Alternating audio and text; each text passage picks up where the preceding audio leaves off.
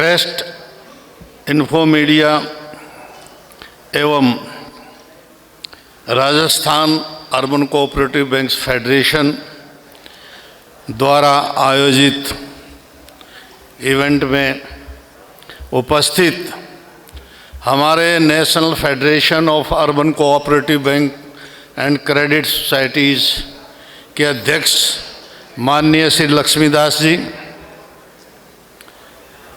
Rajasthan state federation urban cooperative banks के अध्यक्ष माननीय श्री मोहन प्रासर जी, हमारे साथी director Shrimati Alka Srivastava ji, state federation के राजस्थान के CEO Shri ML Sharma ji, Sarvatra technologies के MD and CEO Shri Sumit ji और विभिन्न सहकारी बैंकों से उपस्थित आए आदरणीय सभी सहकार बंधुओं, सभी विभिन्न टेक्नोलॉजी के जो प्रतिनिधिगण जिन्होंने यहाँ अपनी प्रदर्शनी लगाई है, उपस्थित सभी टेक्नोलॉजिस्ट, मैं सबसे पहले धन्यवाद करना चाहूँगा क्रेस्ट इन्फो इंडिया मीडिया एवं राजस्थान स्टेट फेडरेशन का, जिन्होंने ये प्लेटफॉर्म तैयार किया और इस प्रकार का एक आयोजन किया जिसमें हम सभी सहकार बंधु बैठ के अपनी अपनी बैंकों की जो भी कार्य प्रणाली है वो एक दूसरे से शेयर करें और जो हमारे दैनिक कार्य में बाधाएं आती हैं, मुश्किलात आती हैं, उनको हम एक दूसरे से शेयर करें और उनका निदान ढूंढने का प्रयास करें।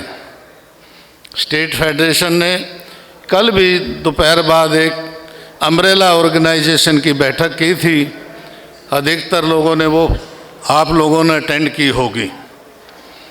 अब ये चीज़ें क्यों आवश्यक हैं, हमें इस तरह की बैठकें क्यों करनी चाहिए और हमें क्या आवश्यकता है, इस बात को जानना बहुत ज़रूरी है, क्योंकि हमारी जो कार्य प्रणाली है अर्बन कोऑपरेटिव बैंकों की वो इंडिविजुअल है, अलग अलग शहर में है, इंडिपेंडेंट है और हमारे जहाँ अक्षेत्रीय जो अपने रीजनल हैं उसका भी प्रभाव पड़ता है कि हर एक शहर का वातावरण अलग है और वहाँ की कार्य प्रणाली, बिजनेस सेंटर, इंडस्ट्री सब अलग अलग हैं, तो हमारी जो कार्य प्रणाली में भी भिन्नता पाई जाती है। परंतु 2020 से भारतीय रिजर्व बैंक ने एक अर्बन कोऑपरेटिव बैंकों को एक सख्त रुख अपनाना शुरू किया है और काफ़ी अधिकार जो राज्य सरकार के सहकारिता विभाग के अधिकार क्षेत्र में आते थे उनको भी अपने पास ले लिया है और उन्होंने अब ऐसा शायद कोई महीना होगा जब आपको कोई ना कोई नया सर्कुलर नहीं मिलता होगा। लेकिन एक तरफ देखिए कि हमारी जो केंद्र सरकार है, हमारे जो देश के प्रधानमंत्री हैं, उन्होंने एक सपना सजोया है कि हमारा देश भारत 2047 में विकसित भारत होगा। विकसित भारत करने के लिए हमें अलग अलग क्षेत्रों में प्रगति करनी पड़ेगी।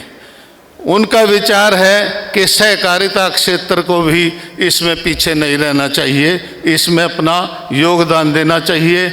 आज के दिन जो हमारा भारत की आर्थिक योगदान है वो नामात्र है, भले ही हमारी मेंबरशिप संख्या बहुत ज़्यादा है, परंतु अगर फाइनेंशियल दृष्टि से देखें तो वो बहुत नामात्र का है।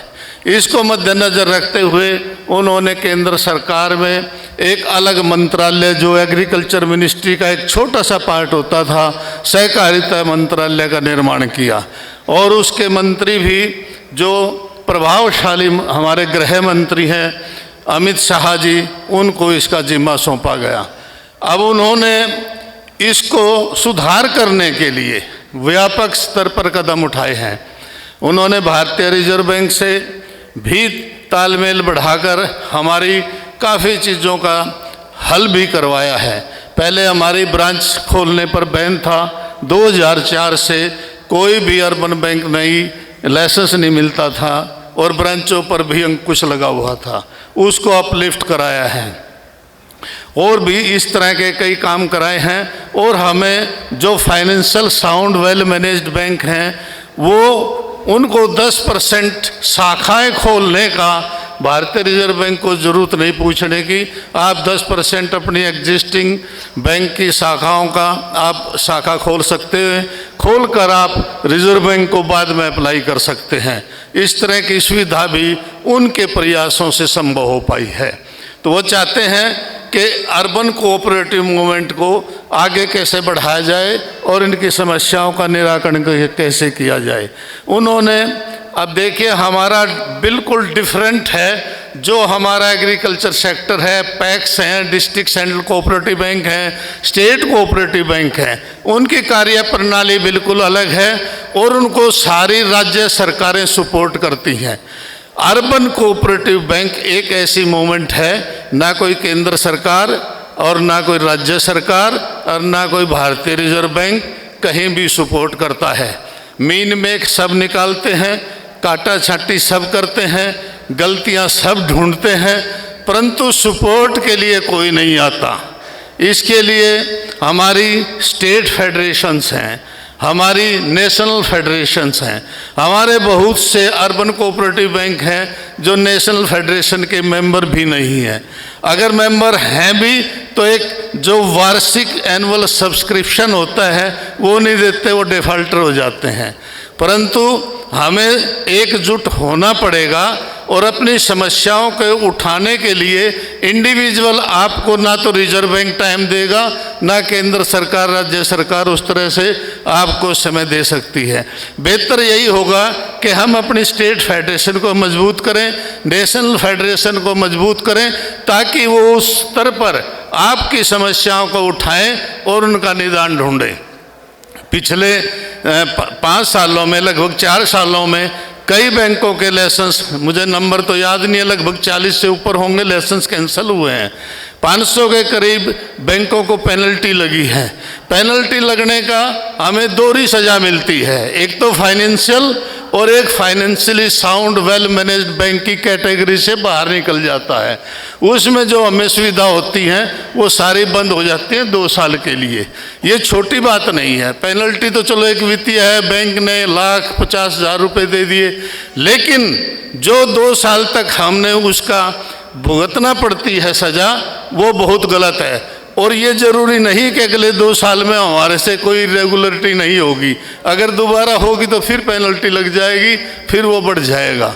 तो इस तरह से हमें अपने बचाव के लिए एकजुट होना पड़ेगा और हमने स्टेट फेडरेशन के और नेशनल फेडरेशन को मजबूत बनाना पड़ेगा। पहले नेट उस पर तो मैं टिप्पणी नहीं करना चाहूँगा, लेकिन आज नेशनल फेडरेशन जो काम कर रही है वो एक बहुत ही प्रशंसनीय काम है। हमारे जो अध्यक्ष हैं लक्ष्मीदास जी, वो स्टेट वाइज और अर्बन कोऑपरेटिव बैंक के डायरेक्टर्स की कॉन्फ्रेंस का आयोजन करते हैं। उनको एजुकेट करना उनका मकसद है, उनको जागृत करना उनका मकसद है कि इस तरह की त्रुटियां हमारे अंदर ना हो, हम अपनी कमियों को कैसे दूर करें। अगर हमारे अंदर कमी होगी तो हम दूसरे को, उच्च अधिकारियों को क्या कहेंगे अगर हम कमी में होंगे। तो इसलिए पहले हमें अपने आप को सुधारने के लिए, अपने ज्ञान वृद्धि के लिए कोऑपरेटिव मूवमेंट में क्या क्या नए नियम आए हैं उनको समझना बहुत ज़रूरी है। तो उसके हिसाब से आप लोगों ने एक निश्चय करना है कि भारतीय रिजर्व बैंक के जो दिशा निर्देश हैं, राज्य सरकारों के जो कोऑपरेटिव सोसाइटीज एक्ट के प्रावधान हैं, किसी चीज़ का उल्लंघन ना करें और अपने बिजनेस को व्यापक स्तर पर बढ़ाने के लिए क्या कार्य अपनाया जाए उस पर हमें विचार करना है।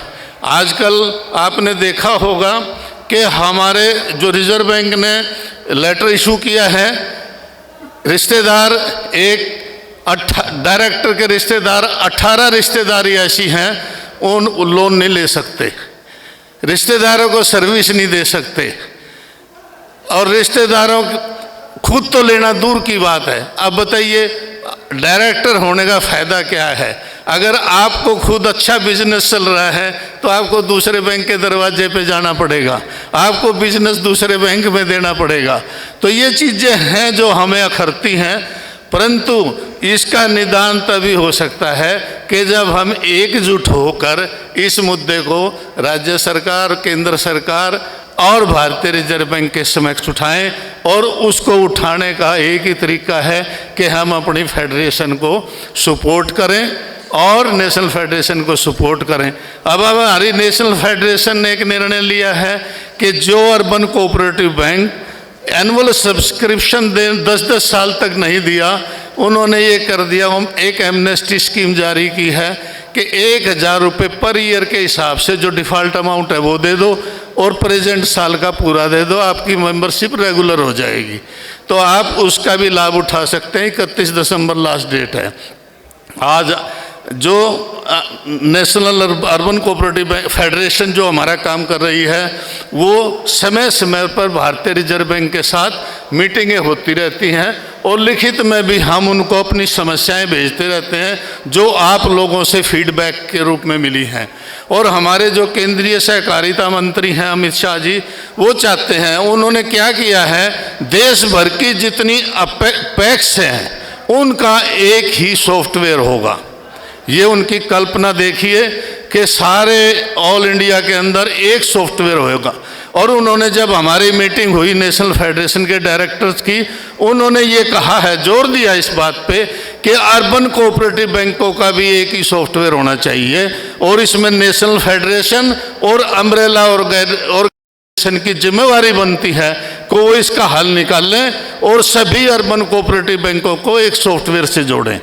तो इस बात पर हमारी जो कल भी अम्ब्रेला ऑर्गेनाइजेशन से चर्चा हुई है अध्यक्ष महोदय के साथ, और आगे भी ये चर्चा चल रही है।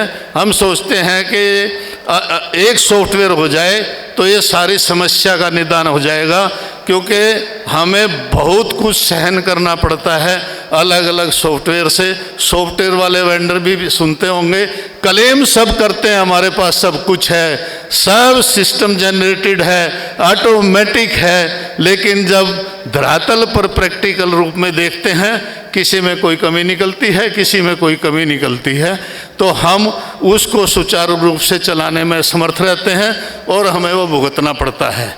तो इसलिए इन शब्दों के साथ मैं आपसे पुनः निवेदन करूंगा कि आप लोगों ने अपनी अपनी समस्याओं को जबानी नहीं, स्टेट फेडरेशन, नेशनल फेडरेशन को लिखित में भेजिए, ताकि लिखित में एक डॉक्यूमेंट तैयार किया जाए और उसको आने वाली जो भारतीय रिजर्व बैंक के अधिकारियों के साथ मीटिंग होगी या मंत्री महोदय से केंद्र सरकार में मीटिंग होंगी, उसमें सब कुछ दृढ़ता से, मजबूती से आपका पक्ष रखा जा सके और उसका कोई ना कोई निदान निकाला जा सके। इन शब्दों के साथ मैं आपका समय लिया, उसके लिए आपका बहुत बहुत धन्यवाद और स्टेट फेडरेशन और क्रेस्ट इन्फो मीडिया का धन्यवाद कि मुझे आपके बीच आने का मौका मिला। जय हिंद, जय सरकार।